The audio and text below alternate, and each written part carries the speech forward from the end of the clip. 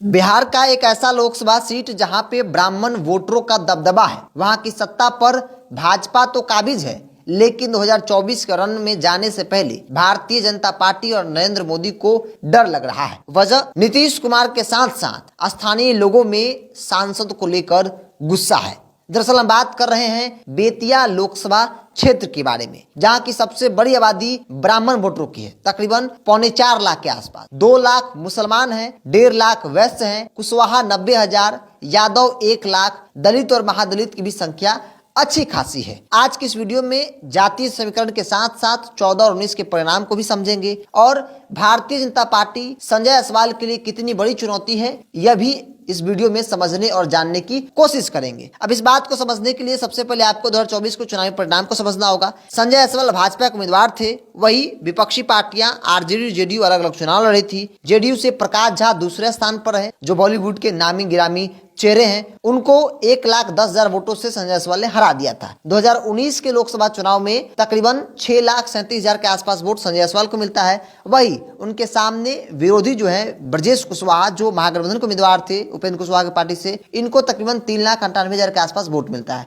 यानी कि हार जीत में बड़ा अंतर था, वजह नीतीश कुमार का साथ रहना। लेकिन इस बार संजय जायसवाल के खिलाफ लोगों में भारी गुस्सा है। आपको याद होगा कुछ दिन पहले संजय जायसवाल के क्षेत्र में ही, यानी कि बेतिया लोकसभा में ही उनकी जनता ने उन्हें घेर लिया था, काला पट्टी दिखाया और पूछा कि आखिर आपने विगत वर्षों में काम क्या किया है। लोगों में भारी गुस्सा है, चूंकि इनके पिताजी वहां पर 3 टर्म सांसद रहे हैं और वो क्षेत्र कभी पंडित रघुनाथ झा केंद्र और राज्य की राजनीति में एक मजबूत स्थान अपना रखा करते थे। और आज की तारीख में संजय जायसवाल एनडीए और भारतीय जनता पार्टी के सांसद है और उनको अपनी सत्ता जाने का डर न सिर्फ संजय जायसवाल को सता रहा है, बल्कि भारतीय जनता पार्टी को भी लगने लगा है। ऐसे में क्षेत्र में कई नामों की चर्चा भी है, खास तौर पर ब्राह्मण समाज से आने वाले और कभी रघुनाथ झा के बेहद करीबी निजी सचिव रहे चंदन झा का भी नाम काफी चर्चा में है। क्योंकि चंदन झा उसी क्षेत्र से आते हैं, ब्राह्मण समाज से आते हैं और ब्राह्मण महासभा जैसे संगठन में प्रदेश संयोजक के पद पर भी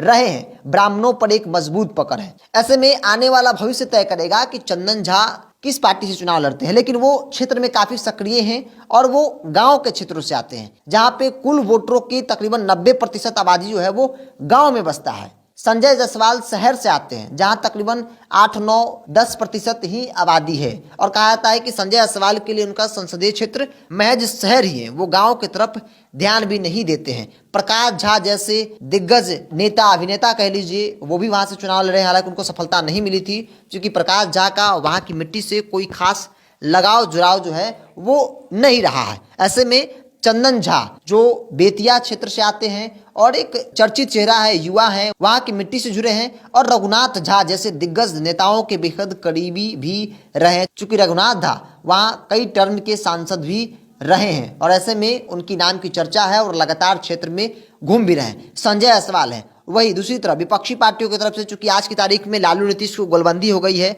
और इस गोलबंदी आखिर किसके खाते में सीट जाती है यह भी देखना होगा, क्योंकि बेतिया ही नहीं बल्कि बिहार की दर्जनों ऐसी सीटें हैं जहां पे महागठबंधन, इंडिया गठबंधन, मौजूदा एनडीए गठबंधन, जो केंद्र में एनडीए गठबंधन है, उस पर भारी पड़ती दिख रही है। क्योंकि नीतीश कुमार के पास भी अपना जनाधार है, लालू प्रसाद यादव भी है, कांग्रेस है, वामदल है। अब आने वाला भविष्य तय करेगा कि उम्मीदवारों का चयन कौन सी पार्टियां किस आधार पर करती है। लेकिन यहाँ की सत्ता ब्राह्मण के हाथों में होती है, बागडोर ब्राह्मण के हाथ में होता है। ब्राह्मण तय करते हैं कि बेतिया की सत्ता में किसे बैठाना है, चूंकि ब्राह्मणों की सबसे बड़ी आबादी है और वैश्य समाज की भी अच्छी खासी आबादी है। और अब तक अधिकांश चुनाव में ऐसा देखा जाता रहा है कि ब्राह्मण और वैश्य की गुलबंदी से सरकार बनती है। लेकिन अल्पसंख्यक समाज के लोग भी अच्छी खासी तादाद में 2 लाख, कुशवाहा 90, यादव 1 लाख, दलित की भी संख्या अच्छी है, तो ये भी कमजोर नहीं है। और नीतीश कुमार, लालू यादव गोलबंदी, एक तरफ भारतीय जनता पार्टी और चिराग पासवान, पशुपति कुमार पारा, जीतन राम मांझी। अब देखने वाली बात होगी कि आने वाले दिनों में